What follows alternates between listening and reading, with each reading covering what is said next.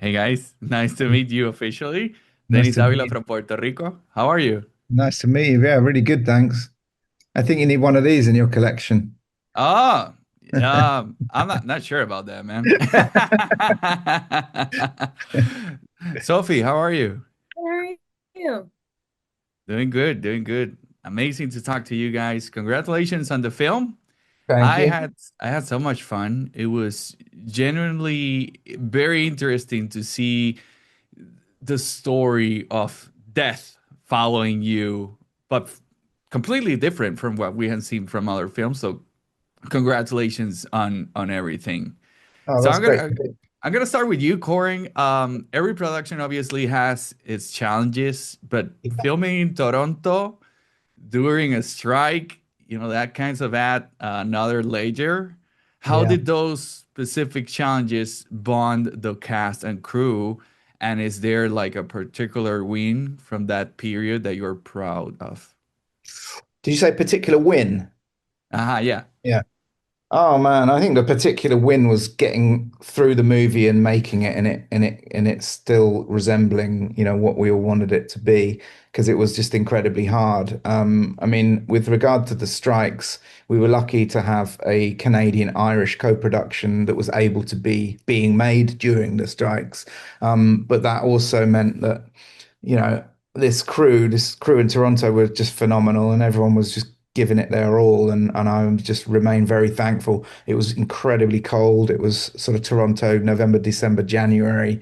Um, I know now it's actually probably like under 5 foot of snow or something like that. But Yeah. we did have snow, but it was a challenge with a movie like this that I always want to bring a certain uh, ambition and scale to the movies I'm making, and this was no different. Even though it was a sort of, a humble horror movie, I still wanted it to feel epic at times and have, escalate the environments like the Harvest Festival and create a whole sort of huge maze and take you on these sort of immersive, relentless rides within it. So I'm just thankful to be alive and have made the movie. That's my win. Good. Good. Good. Good. Good. Thank you. Thank you for sharing that. So, Sophie, I heard that the cast was very spooked by the mythology of the Aztec whistle. And then you and Daphne did sleepovers and used Palo Santo to cleanse your hotel room. Yeah. Please walk through, talk to me about that. What what's Palo What happened? Santo? Palo Santo is like, I don't know. I don't even know what it is. It's like a very white bitch kind of like thing to be. It's like a wood that Asian Hey, people it's like a use where you like burn it and it it's help cleanses you the room. the Wow. spirits and all that stuff. Yeah. Yeah. Because they had But a it's haunted like, hotel. what? You had a haunted hotel. That's the thing. I got to my hotel and it was, there's something very weird about it. I didn't feel it. And I'm not one that's usually like that, but I did feel something very strange about that specific room. And so I wrote to Daphne. I had never met her even yet. And I was like, is something weird with your room? And she was like, yeah, dude, my room is haunted. And I was like, same. So, so yeah, so she immediately came over, and that's kind of when we met the table read briefly, but like I think on their second night, like she came in and she was like, "Can I sleep over?" And I was like, "Yeah." And we would sleep over honestly most nights on that in that hotel room that we were in at first. And she would come into my room with Palo Santo and just spray it everywhere. And yeah, we just had yeah. I wish I All could right. claim I wish I could claim responsibility that this was all part of my plan and I was creeping around making noises so that they would I like wish I would gone. have given an Yeah. explanation. I still don't have an explanation.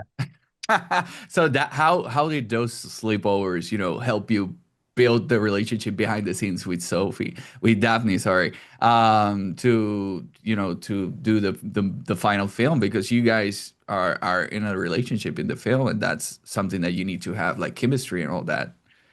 Well, yeah, I think the chemistry obviously came in so easily beyond that point because we had already shared very funny stories and like traumatic events almost.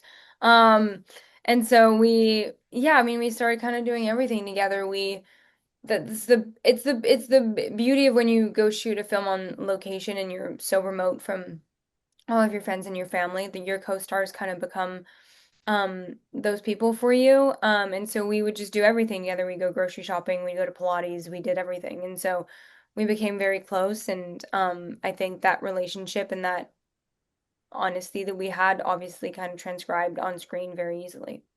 Nice, nice, nice to couldn't hear keep, that. Nice to couldn't, hear that. couldn't couldn't keep them apart. And just before we were shooting a really tender or emotional scene, they would be like on fire, like chatting and laughing together, and I'd have to sort of like calm them down for a moment, and then we would go in and they would pull out these incredible performances.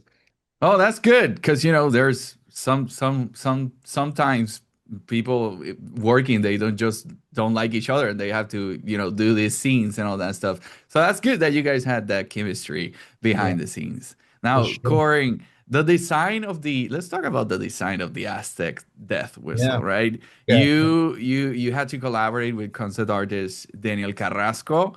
And, yeah. and and how many iterations you went through before finding the right look, that felt real and Yeah. scary at the same time? Yeah, it was a great I loved meeting and working with Daniel. He's a legend. It was an interesting one because I didn't really speak much Spanish and he didn't really speak much English, but we would have these Zooms. But behind me, I had my workshop with all my monsters and my gremlins, and behind him, he had his kind of creatures and he had gremlins. So we knew we were aligned before, no matter what happened. And we had a series of Zooms, and he's obviously phenomenally talented, and he could read into what I was saying. I was saying that I want something.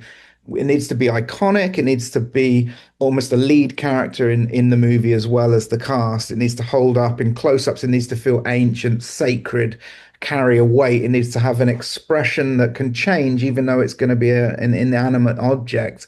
But depending on where we put the light source above it, or in front of it, or below it, or side on, or backlight it.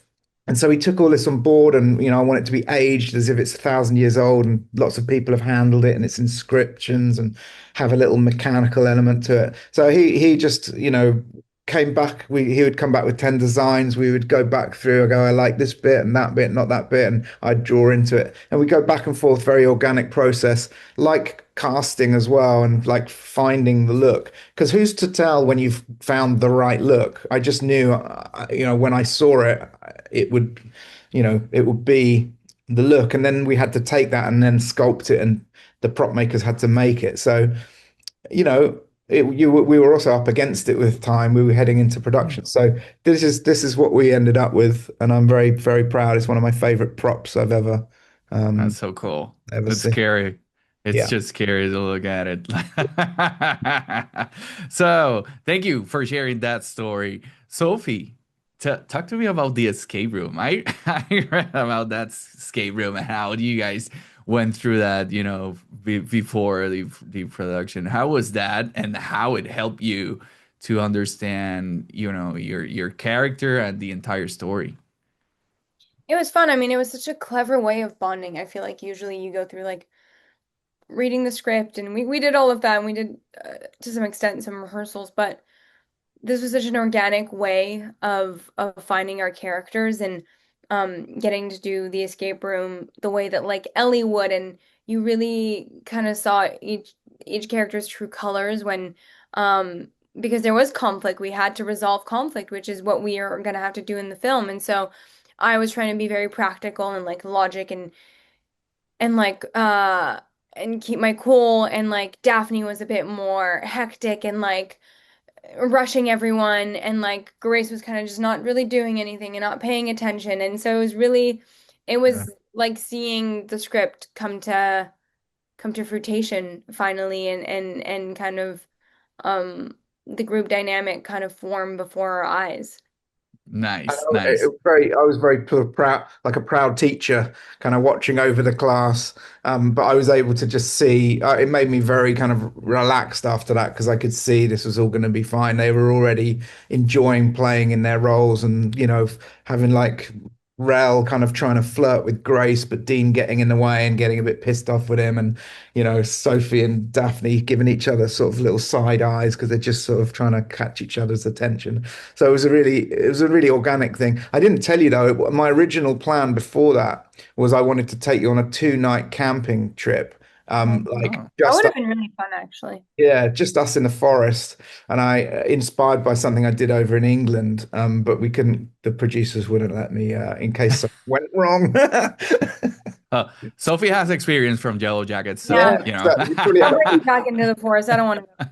yeah, Listen, guys, my time is up. So thank you so much for taking time to talk to me. Congratulations again, and hope to see you in the next one. cheers, Thank you so Dennis. much. Yeah, Thank Take enjoy. care.